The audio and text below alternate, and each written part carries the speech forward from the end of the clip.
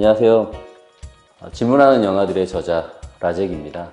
영화를 보다 보면 많은 생각들을 할 수도 있고 아니면 아무 생각 없이 정말 킬링타임용으로 영화를 볼 수 있는데요. 아무 생각 없이 보는 영화라 하더라도 많은 질문과 많은 생각거리를 가질 수 있다고 봅니다. 여러분들도 영화를 보면서 영화를 보고 나서 한 번쯤은 내가 무슨 영화를 봤나, 내가 어떤 영화를 봤나 떠올리면서 스스로에게 한번 질문을 던져봤으면 좋겠습니다. 영화는 기본적으로 대자본이 들어갑니다. 아주 저예산으로 만든 영화를 할지라도 개봉을 하려면 기본적으로 들어가는 돈이 최소한 한 1억 원 정도라고 생각할 수 있거든요. 단순하게 생각하면 좌석이 200개 정도 되는 극장 안에서 다 채운다 하더라도 한 명당 10,000원을 쳤을 때 200만 원 정도가 들어올 수 있지 않습니까? 또 그 돈을 제작사나 투자사만 가져가는 게 아니라 극장하고 또 반절로 나누는 구조이거든요. 그러니까 한 100번 정도는 200석 영화관을 계속 매진을 시켜야만 1억 원을 회수할 수가 있는 거죠. 그러려면 관객들의 공간들을 형성해야 되는데 공간들을 얻기 위해서는 현실적으로 느끼고 있는 어떤 이슈라든가 사회 문제라든가 이런 것들에 대해서 다룰 수밖에 없습니다. 그게 어떤 극단적인 SF 영화라 하더라도요. 그렇기 때문에 영화는 현실적인 것들을 다룰 수밖에 없다고 생각합니다. 남북관계를 다룬 영화들이 가장 대표적인 것 같습니다. 1950년대 한국전쟁 이후 직후에 나온 영화들 같은 경우는 상당히 방공 영화들이 많았었거든요.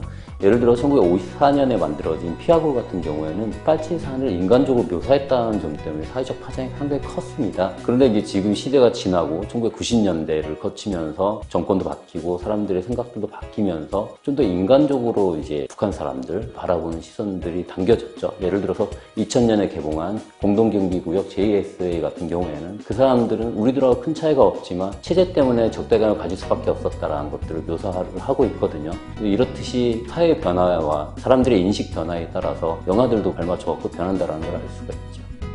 예, 우선 떠오르는 영화가 2011년 개봉한 도가니가 있습니다. 도가니 같은 경우는 실제 사건을 바탕으로 해서 만들어진 영화인데요. 사회복지에 대한 복지시설에서 벌어진 사건인데 장애인 유린 사건을 다루는데요. 이 사건이 영화화가 되면서 사람들이 해당 사건에 대한 관심이 증폭이 됐고 실제 사건에 재수사가 들어가고 가해자가 단죄를 받는 상황까지 이루어졌거든요.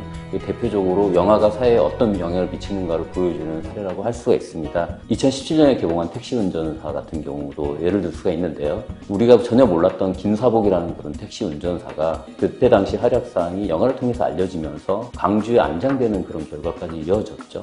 예를 들어서 쿠르드족이 최근에 이슈가 됐었는데요. 쿠르드족은 이란, 이라크, 터키, 시리아 4개 국가에 흐트러져서 살고 있는 민족입니다. 한 3천만 명 정도로 추산이 되는데요. 국가가 없음에도 불구하고 상당히 강력한 그런 민족성을 발휘하고 있고 국가를 세우기 위해서 노력을 하고 있습니다. 흥미로운 것은 쿠르드족이 만드는 영화들이 중동의 대표적인 영화라는 사실이죠.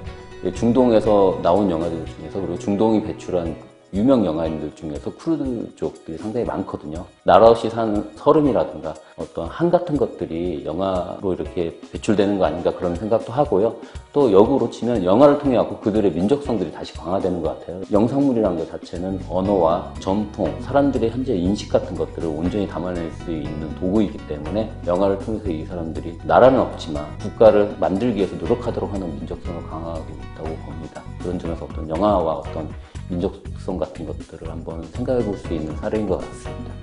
홍콩 같은 경우는 좀 흥미롭습니다. 홍콩은 공산 정권이 세워지기 전에 중국 같은 경우 영화적 전통이 두 군데가 있는데 하나는 상하이가 있고 하나는 홍콩이 있습니다. 그러니까 상하이에서 영화가 만들어졌고 홍콩에서 영화가 만들어졌었는데 상하이에서는 주로 만다린, 베이징어죠.